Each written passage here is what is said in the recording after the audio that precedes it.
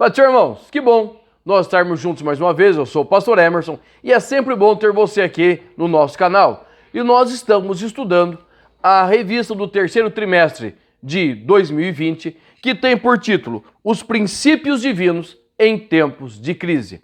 Então nós estamos abordando todo o trabalhar de Deus para a reconstrução, reedificação de Jerusalém, suas muralhas, seu templo, seu altar, através de homens de Deus que se lançaram a esse desafio de vencer as dificuldades nos tempos de crise que eles estavam vivendo. Quando nós chegamos aí na metade da nossa revista, nós vamos ter o título da nossa lição: Neemias reconstrói os muros de Jerusalém.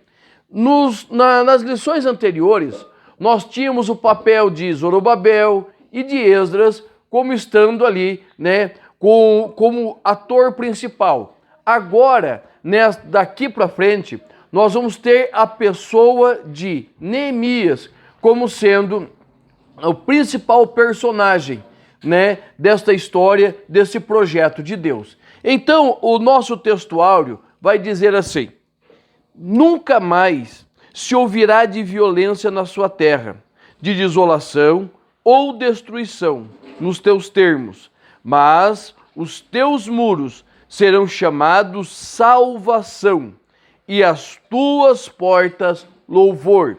Isaías capítulo 60, versículo 18. E a verdade prática vai nos dizer assim: somente despertados podemos vencer qualquer obstáculo para realizarmos a obra de Deus.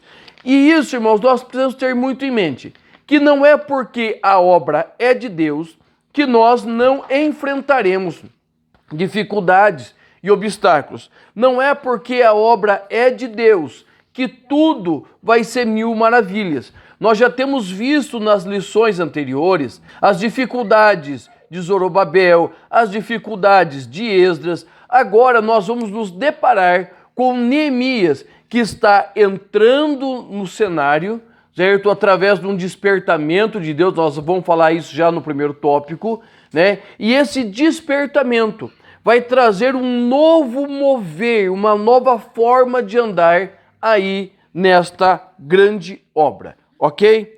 O tópico de número 1 vai dizer assim: Deus responde às orações de Neemias. O subtópico 1 diz assim: Deus envia emissários a Neemias. Preste bem atenção. Aonde estava Neemias? Neemias estava na fortaleza, ele estava junto com o rei Artaxerxes, ok? Ele tinha uma vida relativamente tranquila. Ele era uma pessoa extremamente de confiança, ele era o copeiro do rei. Qual era a função do copeiro? Tudo aquilo que o rei iria alimentar, todo alimento que viria à mão do rei, o copeiro tinha por obrigação ser o primeiro a tirar um pedaço. Tudo que o rei iria beber, ele beberia primeiro. Para quê? Para garantir que a manutenção da vida do rei. Se alguém tivesse que morrer, era o copeiro. Então, quando nós olhamos para Neemias, ele era alguém muito próximo do rei. É alguém que estava sempre junto com o rei. Diz a história que eles trabalhavam em turnos de 4 meses. Então, a cada 4 meses se trocava o copeiro. Então, Neemias, ele estava sempre próximo do rei. Ele era alguém que o rei o conhecia particularmente, suas expressões, seu semblante. O rei conhecia Neemias, tá? E de repente Neemias está na sua casa, ali na fortaleza de Suzã, e o que vai acontecer? Vai chegar para ele um dos seus irmãos, chamado Hanani. E quando ele chega para Neemias, Neemias vai perguntar: como que está lá a reconstrução? O rei liberou, está tudo andando, como que está o povo? E o seu irmão Hanani, esse pode ser tanto um irmão de carne, como alguém muito querido, um irmão na fé, vai dizer para ele como pode estar bem, né? Se as muralhas estão caídas, estão fendidas, né? A obra parou, está tudo, o povo está passando fome, a dificuldade veio. Então deixa eu contar uma coisa para você. Você pode não fazer nada enquanto você não sabe, mas a partir do momento que você descobriu que alguém está com necessidade, algum problema surge, Deus está te dando a oportunidade de fazer a diferença. Então, quando Deus envia Hanani ali para Neemias, Deus estava dando a Neemias a oportunidade de fazer a diferença naquele momento em que eles estavam vivendo. Tá? Então, Deus estava dando uma oportunidade a Neemias. E muitas vezes ele também abre oportunidades para nós, para realizarmos algo em prol da sua obra. E quando Neemias ele vai ali, né, ouvir esta notícia, vai vir um despertamento, o cerne de toda essa revista. A palavra que vai nortear toda a nossa revista, da primeira à última lição, é despertamento. Ou seja, Deus tira do sono. Neemias estava confortável, talvez se preocupasse, mandasse ofertas, talvez ele estivesse ali sempre lembrando dos seus irmãos. Mas foi neste momento que Deus o acordou para a situação, para aquilo que os irmãos dele, para aqueles que estavam em Jerusalém, eles estavam vivendo. Então o despertamento de Neemias levou ele a orar, levou ele a jejuar, levou ele a buscar de Deus uma solução, buscar de Deus um meio para trazer a cabo aquilo que o Senhor Deus estava realizando. Então o despertamento de Neemias, ele começou ali no mês de Quisleu, que seria para nós em torno de dezembro, tá? E esse despertamento, ele vai crescendo dentro de Neemias, essa vontade de realizar alguma coisa, e ele só vai falar com o rei ali no mês de Nissan, que seria o mês de março. Então é por volta de 3, 4 meses, que seria aquele período. Lembra que eu falei que eram em turnos de 4 meses? Então talvez seja por isso que o rei não conheceu, perguntou para Neemias o porquê daquele semblante abatido. Porque talvez Neemias estivesse no tempo, fora do seu tempo de trabalhar na presença do rei. Mas escute, irmãos, o Senhor, ele sempre vai nos despertar. E quando ele nos desperta, é para quê? Para orarmos, para buscarmos, para estarmos na presença do Senhor. Então o despertamento de Neemias, ele levou 4 meses. Por quê? Porque o Senhor fez saber a notícia aos seus ouvidos. E ao mesmo tempo em que Deus estava trabalhando no coração de Neemias, ele estava agindo aonde? No coração do rei. Ele estava agindo no coração do rei, porque conversar com o rei era coisa muito difícil, mesmo para ele. Mas o Senhor Deus, ele vai fazer o quê? Ele vai trabalhando. O Senhor Deus, ele vai agindo, né, na vida de Neemias e também na vida do rei. E o texto ali em Neemias 2,5 vai dizer assim: peço-te que me envies à cidade dos sepulcros dos meus pais, para que eu os edifique. Então veja que Neemias, ele usou ali de sabedoria também. Ele não falou, não, eu vou lá construir uma grande muralha. Não, ele usou de sabedoria para falar com o rei. Ele falou dos sepulcros, falou das casas. Lógico que o trabalho de reconstrução seria completo. Então você precisa compreender uma coisa. O Deus que fecha a porta é o mesmo Deus que abre porta. O Deus que muitas vezes nos diz não ou nos desespera é o mesmo Deus que no tempo exato vai dizer, vai, que as coisas vão funcionar. Então é muito, irmãos, importante nós vivermos e compreendermos a necessidade de buscarmos a Deus em oração e crermos na promessa dele, na palavra dele, crermos naquilo que ele está realizando. Neemias, ele estava diante de Deus, em oração, em jejum, buscando a presença do Senhor. E é por isso que o Senhor vai utilizar Neemias, né, para fazer esta grande obra da reconstrução das muralhas. Ok? Tá gostando do vídeo? O vídeo está sendo edificante para a sua vida?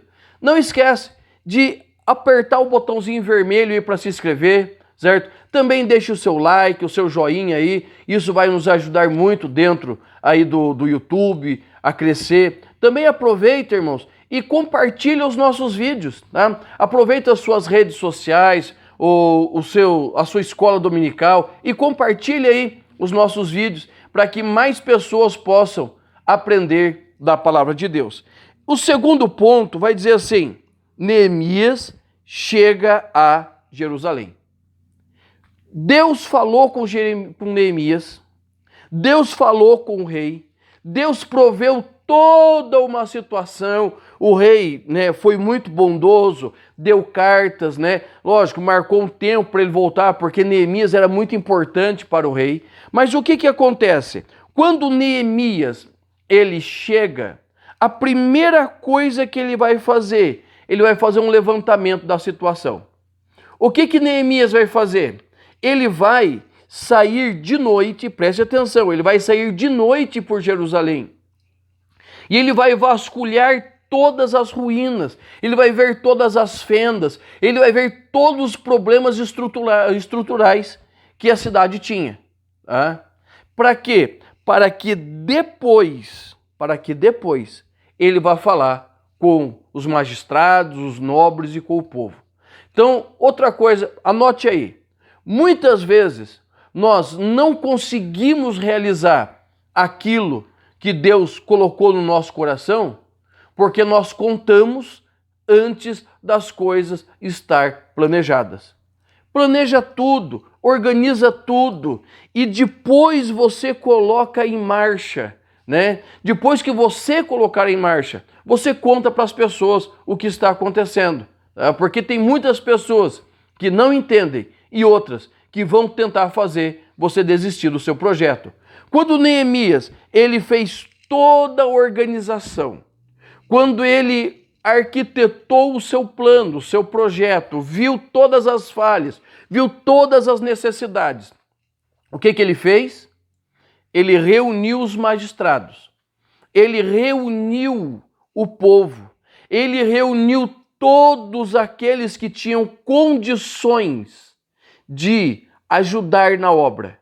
E ele diz assim, ele vai começar a falar para o povo dessa necessidade, e ele vai dizer, olha, veja bem, nós reedificaremos juntos. Então veja, dentro desse texto, o poder do plural. Tá? Em nenhum momento ele diz eu. Em nenhum momento ele diz vocês. Ele diz nós. E nós vamos ler o livro de Neemias, ele está encabeçando tudo. Tá? Você é líder na sua igreja? Líder de um conjunto? Você é líder de um departamento? O que você precisa fazer? Você precisa se colocar na frente. Você precisa ser o quê? O primeiro a arregaçar as mangas e se colocar em marcha para fazer. Tá? É o primeiro a estar na oração, é o primeiro a estar nos cultos, é o primeiro a chegar na igreja. Isso vai fazer com que as pessoas olhem para você e queiram seguir o mesmo passo. Tá? Então isso é muito importante. Neemias conhecia o poder do plural, o poder do nós. Vamos juntos. E ele vai expor todas as necessidades. E mais do que isso, ele vai expor as possibilidades. Porque tem gente que só mostra o defeito, nunca apresenta a solução. Neemias está apresentando a solução. Neemias está apresentando os problemas, sim, mas está apresentando como solucionar estes problemas. E quando ele está fazendo toda essa explanação, contando, de repente acontece um outro movimento. O movimento dos liderados, o movimento dos nobres, dos magistrados. Este movimento diz assim, olha, nós vamos com você. Neemias, capítulo 2, versículo 17 e 18, vai dizer assim, então disseram todos, levantemo-nos e edifiquemos, e forçaram as suas mãos para o bem. Um líder que inspira, um líder que faz a diferença, mesmo em tempo de crise, é um líder que compreende a necessidade de todos estarem juntos e se colocarem em marcha para realizar a obra de Deus. E quando Neemias ele está fazendo esses levantamentos, está vendo as suas dificuldades, as necessidades, ele está fazendo o quê? Está arquitetando um plano, montando estratégia. Tá? Todo o crescimento de igreja, todo o crescimento de conjunto precisa passar o quê? Por estratégia. Tem épocas, igual no período que nós estamos, né, nesse período de pandemia, que as nossas estratégias, tudo aquilo que nós montamos no começo do ano, elas já caíram por terra. Então você precisa sentar e reestruturar todo o seu projeto. Para quê? Para dar continuidade à obra de Deus. Então, depois de tudo isso, o que Neemias vai fazer? Ele vai colocar em marcha as suas táticas, as suas obras, né? E ele vai fazer o quê? Ele vai colocar cada um na sua função. Ele vai designar um pedacinho da obra para cada um. Ele vai separar um pedaço da obra para cada um. Por quê? Porque se todos fossem fazer todos juntos ao mesmo tempo, certo? Talvez não fosse possível organizar. Se um só fosse fazer, ficaria difícil. Então eles acertaram. Cada um vai fazer um pedaço na frente da sua casa. Aqueles que estão de longe vão chegar mais perto para ajudar. Então ele vai ter toda uma organização. E a questão da organização é a questão que manda muito na realização do nosso trabalho. Tá? Tudo que nós vamos fazer demanda organização, demanda estudo, demanda, irmãos, um grande mover. Veja bem, para mim poder fazer essa lição, ó, aqui a minha revista, está riscada, está marcada, eu já li, eu já reli, eu já criei estratégias para chegar aqui e nós podermos conversar, para nós podermos falar da realização desta lição. Então, Neemias, ele tem todo um projeto e ele vai colocando isso em marcha. E cada um vai fazendo a sua parte. Mas o que nós vamos ver? Que quando começa a construção do muro, a reedificação do muro, as dificuldades vão levantar. Tá? E é aí que nós vamos ver, e é aí que nós vamos separar os homens dos meninos. Por quê? Se na primeira adversidade ali de Neemias, se na primeira dificuldade de Neemias ele parasse, o que iria acontecer? A obra não chegaria ao fim. Nós vamos ver que começou a zombaria, as pessoas começaram a zombar dele, zombar da obra, falar para ele, olha Neemias, se passar uma raposa aqui abanando o rabo, o que vai acontecer? Esse muro vai vir ao chão. Então começou a questão da zombaria. Depois eles começaram a ameaçar. Começou a ter ameaças contra a vida deles, ameaça de invasão. Para quê? Para que a obra parasse. Depois veio a questão do desânimo. Os homens começaram a ficar desanimados. Por quê? Porque a obra realmente era grande, as adversidades eram grandes, os problemas para aquisição de material, a chegada de material, os inimigos da obra de Deus começaram a mandar carta para Neemias, falando, olha Neemias, vai parar, e mandava carta para o povo, que não ia dar certo. Então, irmãos, levante sempre vai ter. dificuldade sempre vai ter, problemas sempre vão ter. Mas o que nós precisamos entender? Nós precisamos compreender que esta obra ela é de Deus. E a obra de Deus, ela não pode parar. Se você fraquejar, se eu desanimar, se eu quiser parar, se você quiser parar, Deus vai levantar outro. Porque a obra dele não para em tempo algum, ok? E passado todo esse momento, toda essa dificuldade, o tópico de número 4 vai dizer assim: o muro foi solenemente inaugurado. Houve uma grande festa de dedicação do muro que continha a cidade e o templo de Deus. Veja bem, todas as adversidades que nós temos, elas vão causar para nós, em certos momentos, tristezas, outros abatimentos, mas vai nos levar a estarmos mais firmes e mais próximos do Senhor. E quando nós conseguimos realizar, é tempo de fazer festa. Quando nós conseguimos vencer a dificuldade, é tempo de fazer festa. Não igual Beltesazar, que no meio de toda uma crise que seu império estava vivendo, ele fazia festa. Tem hora que é hora de fazer festa. Tem horas que é hora de trabalhar árduo. E nesse momento que nós chegamos na vida de Neemias, ele havia passado o trabalho árduo. Era momento de festejar. Era momento de agradecer ao Senhor. E como eles fizeram? Fizeram segundo o mandato do Senhor. Se você abrir a sua Bíblia, lá em Números, capítulo de número 19, versículo 9, você vai ver como é feita a questão da dedicação. A questão da novilha ruiva, detalhe, novilha ruiva que era morta, totalmente queimada pelos vísceras, carne e sobre madeira de sopo.